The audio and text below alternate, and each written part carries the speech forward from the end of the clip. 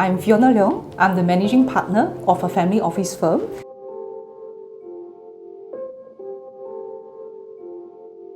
I work with a different business family to help them on the internationalization plan.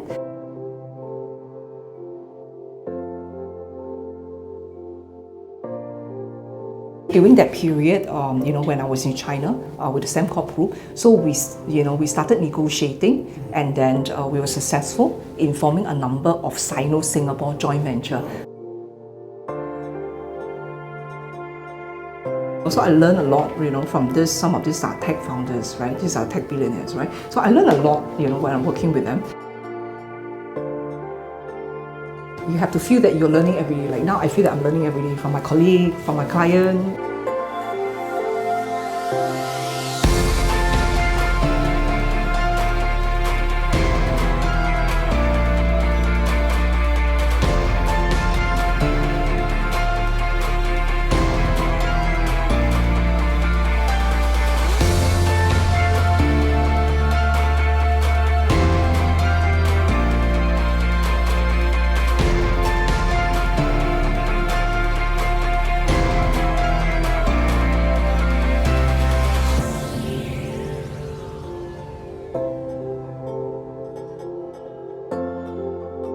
To be candid, at that time, I think, we're so young, right? We weren't quite clear, or we weren't very specific about what we wanted to do, right? So it's more a little bit of, I would say, like a search journey. I think I was very fortunate, to be able to actually go to the US for study engineering, because in that era, I think the Singapore government or the other entities that were awarding scholarship, they were looking for engineers, or rather graduate with maybe engineering background. Because at that time, I mean, frankly, my family didn't have the resources, right, to have sent me overseas, if not for the scholarship. So I'm grateful, for the scholarship, for the exposure and opportunity it provided.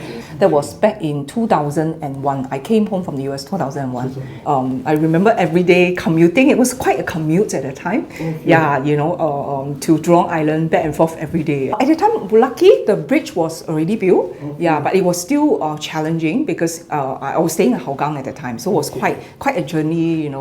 Connecting with train and then buses. Going to Boon Lay, then took the company bus, and then to reach Jurong Island. I was a process engineer. We were looking at water and wastewater treatment plant that we were servicing the chemical and petrochemical companies on Jurong Island at the time. That was back in 2001. Right, so my second year of work, I was actually traveling with senior management. I was traveling with our president and all that, carrying bags, literally, and being, bringing along annual reports. I still remember doing translation. I was lucky. I was somewhat bilingual. So I was, helping, the bosses do translation, doing very basic admin work. 2003, the first project was in Nanjing. When I went there, it was a provincial capital city, but in inner China. So there were, and it was difficult to get a cup of coffee. Really? It was difficult. The only place we could get coffee, other than the 3-in-1 instant coffee that you get, right? We have to go to one of the foreign invested 5-star hotel, Hilton, Eli Coffee. That was the only place, and it was exorbitant in those days. I was part of the team. I was leading the commercial department. So we're looking for a project. So business development, basically looking for new project. We were negotiating contracts, with potential joint venture partner. And once we have the project, then negotiating with what we call the customers, right? The chemical companies, or who could be what we call off-taking or buying our utility services from us.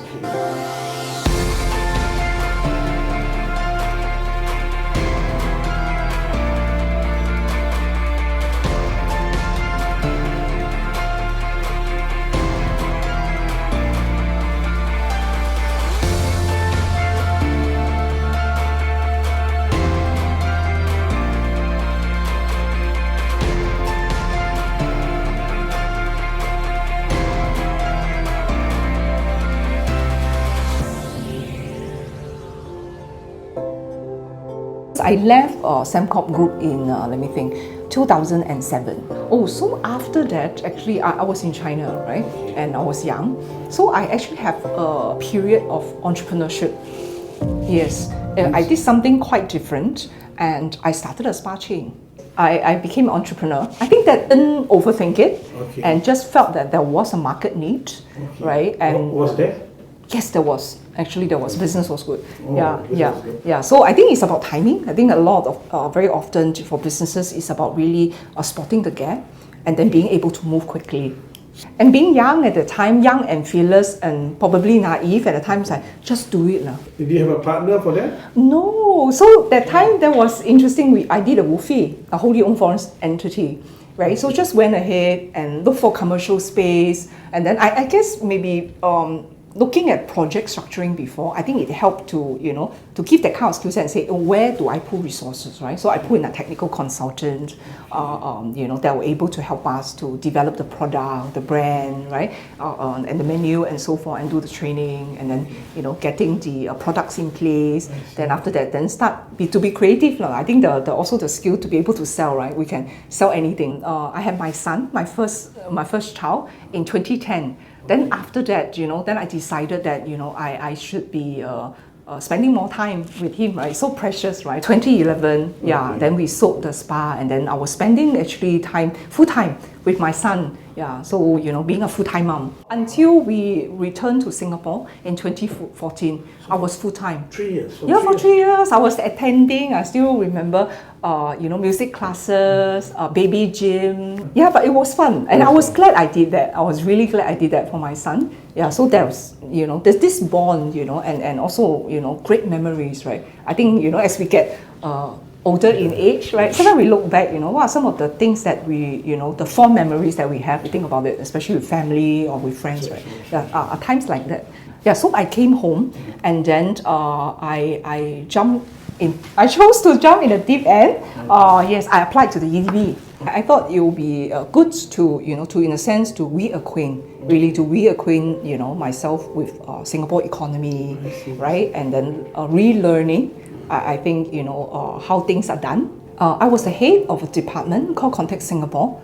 We run the Global Investor Program. So we work with investors that are interested to come to Singapore to invest, and start businesses here and settle the family here. So these are families of business owners. So we're very specific. We are attracting decision makers, founders or owner of family, business family that are keen to come to Singapore to start businesses, investing here, and then creating employment. Because at that time, until now too, I think the key role really is to, beside, I think building industry really is about creating good jobs for Singaporeans. That is always our, our KPI, right? Our goal.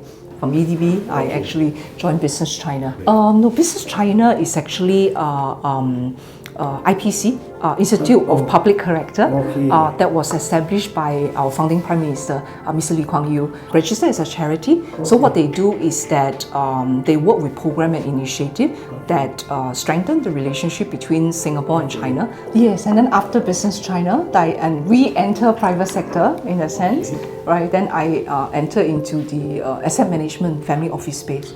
At that time, I wouldn't have thought so, right? Because it's like totally different sector, right?